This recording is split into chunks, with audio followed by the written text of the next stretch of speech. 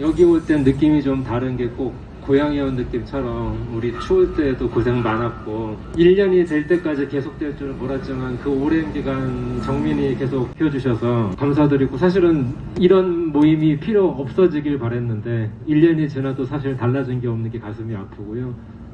그래서 올 때 약간 그런 설레임도 있었는데 이 내용이 너무 좋아서 제가 쭉 가라앉아 버렸어요.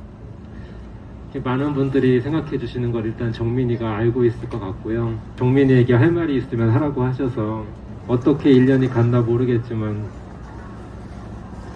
너무나 많은 것도 알게 됐지만 일단은 외롭고 힘들지 않았던 거는 이렇게 많은 분들께서 계속 정민이 생각해 주시니까 그 힘으로 버텼다고 생각이 들고 앞으로 남은 길이 어디로 갈지 모르지만 이런 거는 사실 원래 일반 사람들하고는 상관이 없어야 되거든요. 근데 왜 이게 상관이 있어지는 일이 됐는지 만약에 서초경찰서를 다시 갈 날이 있으면 정말 혀 깨물고 죽고 싶다는 생각을 하거든요. 다시는 경찰을 안 만나고 싶고 여기서 꼭 끝을 내고 싶은데 그걸 꼭 굳이 그렇게까지 해야 되는지 이해할 수가 없습니다. 일반적인 사람들은 검사님을 만날 일이 없잖아요. 저도 이번에 겨우 2번을 만났지만 검찰 권한을 늘리든 줄이든 원래 우리는 상관이 없어야 합니다. 죄를 짓지 않으면 경찰서 갈 일도 없어야 되고요. 무슨 일이 생기면 경찰서를 갔는데 경찰이 웬만큼 우리 일을 해결하면 검찰과 우리는 상관이 없어야 되죠. 근데 1년 동안 겪어보니까 아 이건 진짜 아니구나 라고 생각이 들었고 그거를 견제하고 조정할 능력이 분명히 있어야 되는데 그걸 뺏어버리면 안 되죠. 그게 제일 답답합니다. 이렇게까지밖에 할 수 없는 현실이 슬프고 죄를 지은 사람 중에 자백하는 사람은 별로 없잖아요. 어쨌든 잡아떼겠죠. 그걸 밝혀야 되는 첫 번째 역할은 경찰인데 그 사람들이 그 일을 안 하려고 하면 도대체 피해자는 어디 가서 기댈 건지. 제가 초기에 힘들었던 게 피해자는 변호인을 부르면 되는데 피해자를 대변해주는 사람은 왜 없지? 순진한 저는 피해자를 대변해주는 게 경찰일 줄 알았거든요. 근데 피해자는 변호인이 있는데 피해자를 대변하는 사람은 없더라고요. 경찰은 중간자적인 입장도 아니고 그냥 직장인이구나. 그런 게 슬펐는데 뭐 그런 걸 제가 미리 알 수는 없었고 그 뒤에 수많은 것들이 계속 너무 놀라웠지만 엊그제 행정소송 얘기 하나만 말씀을 드리면 정말 삭제할 줄은 몰랐어요. 삭제되었다고 할 줄은 몰랐는데 삭제된 시점이 언젠간 밝혀진다면 제가 정보공개 청구하고 행정소송한 건 작년 9월, 11월 이쯤 될 거예요. 지금까지 행정소송 끌어오면서 경찰은 단 한 번도 그 반포대교 남단의 CCTV가 삭제되었다는 반론을 한 적이 없습니다. 근데 이번에 판사님께서 보자고 했더니 삭제되었다고 했죠. 그럼 그 삭제를 언제 했을까? 행정소송하기 전에 했다면 행정소송을 했을 때 밝혀야 되거든요. 본인들이 말한 대로 나오지도 않고 기간이 지나서 삭제했다. 그런데 그렇게 얘기 안 했잖아요. 만약에 이대로 재판 가서 제가 이겼는데 그거 사실은 삭제했어 이러려고 그랬다는 얘기밖에 안 되는 거고요. 만약에 소송한 뒤에 지웠다면은 행정소송 중인 그 중요한 걸 지웠다는 거거든요. 앞이든 뒤든 도저히 말이 안 되는 거예요. 그런데 그런 사람들이 그런 일을 저질렀을 때 그거를 누가 불러다가 문제를 삼고 조사를 하겠습니까?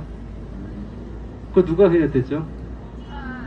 경찰이 완벽하게 하고 일을 잘한다고 하면 이렇게 할 수도 있겠죠. 근데 전혀 아니거든요.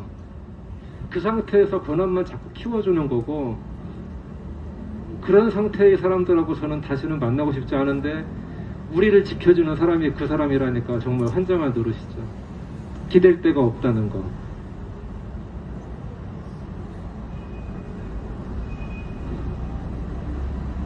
검사님을 만났는데 검사님이 그 얘기를 하시더라고요.